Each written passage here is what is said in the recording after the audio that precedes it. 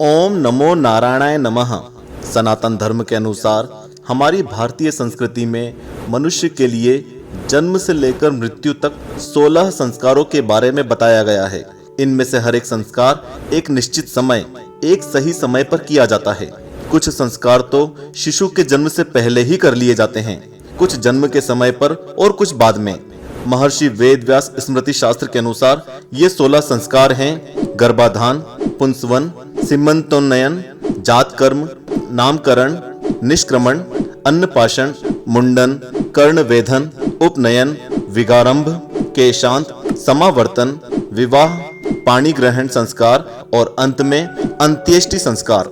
इनमें से गर्भ संस्कार को बहुत जरूरी और महत्वपूर्ण बताया गया है।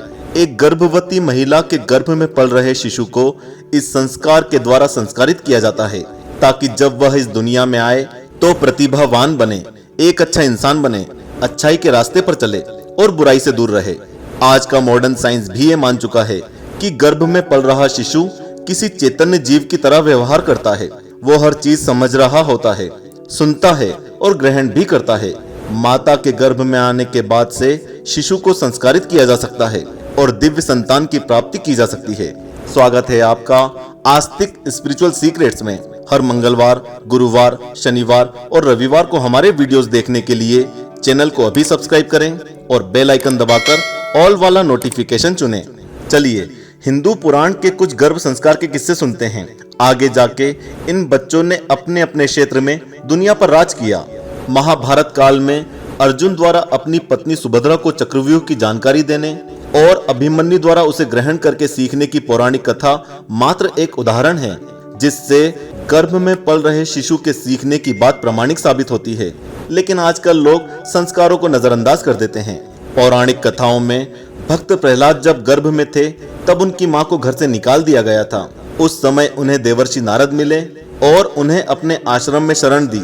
वहां नारायण नारायण का अखंड जाप चल रहा था, जिसके फलस्वरूप प्रहलाद नारायण के बहुत बड़े भक्त बने और उनकी रक्षा के लिए स्वयं विष्णु भगवान ने नरसिंह अवतार लिया। स्वामी विवेकानंद की मां भुवनेश्वरी देवी ध्यान किया करती थी और गर्भावस्था में भी उन्होंने ध्यान किया था। इसलिए स्वामी विवेकानंद बचपन से ही ध्यान योग विद्या जानते थे। अब आप खुद ही सोचिए कि स्वामी विवेकानंद जैसी संतान भारतवर्ष का कितना कल्याण कर सकती है, और कौन माँ ये नहीं चाहेगी कि उसकी संतान विवेकानंद जैसी दिव्य और महान हो। इसलिए हर माँ को गर्भ संस्कार के इस रहस्य के बारे में पता होना चाहिए, क्योंकि धीरे धीरे गर्भ संस्कार की ये विधि गायब हो चुकी है। कृपया इस वीडियो को ज्यादा से ज्यादा शेयर करें, जिससे सभी का कल्याण हो सके। ध्यान साधना गर्भावस्था में सबसे ज्यादा अच्छी मानी गई है। गर्भवती स्त्री को जिस देवता, संत या वीर पुरुष के गुण अपने शिशु में लाने की इच्छा हो, उनकी मूर्ति या छाया चित्र सामने रखकर उनका ध्यान करें। ध्यान करते समय गर्भवती महिलाएं कुछ आवश्यक सूचनाएं अपने गर्भ को दे सकती हैं। आधुनिक चिकित्सा विज्ञान परीक्षणों द्वारा यह सिद्ध कर चुका है कि गर्भ में पल रहा शिशु माता के माध्यम से सुन और समझ सकता है और उसके साथ ताउम्र उसे याद रख सकता है। इसलिए एक बार गर्भ धारण करने के बाद यानी प्रेग्नेंट होने के बाद ये जरूरी है कि माँ अपने बच्चे को ओजस्वी बनाने के लिए भगवान का ध्यान करे, मंत्र जाप करे या मंत्रों को सुने, भगवान के मधुर भजन सुने, अपने मन को शांत रखे, रामायण का पाठ भी कर सकती है। ये बात ध्यान रहे कि गर्भवती माँ जो भी करेगी उसका सीधा असर उसके बच्चे पर पड़ेगा।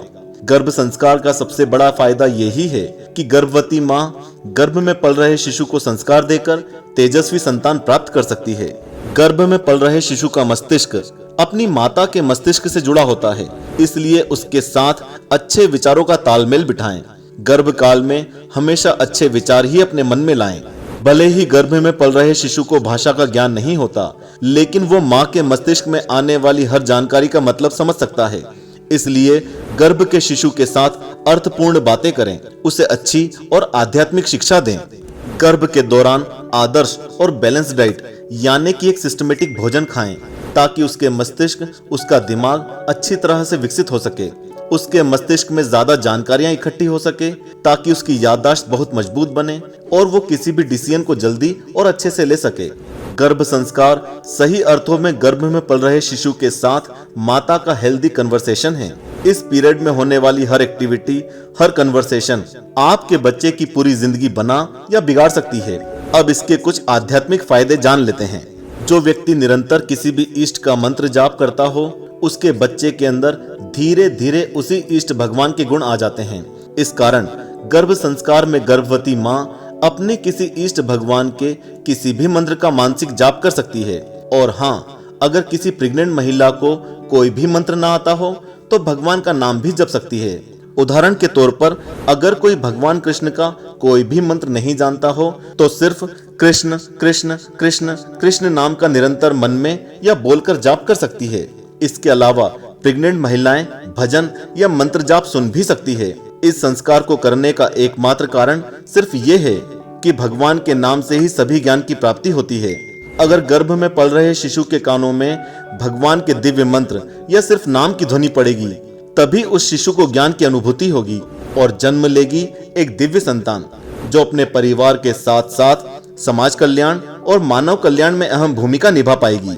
तो देखा आपने, एक माँ और उसके आसपास के लोग कैसे एक बच्चे को उसके इस दुनिया में आने से पहले ही एक बेहतर इंसान, एक लीडर, एक समाज कल्याणी बना सकते हैं। इसलिए जब एक औरत गर्भवती हो तो इन बातों का खास ध्यान रखना। इसके अलावा आप किस संस्कार पर वीडियो देखना चाहते हैं, कमेंट करके जरूर बताएं। जय श्री कृष्ण।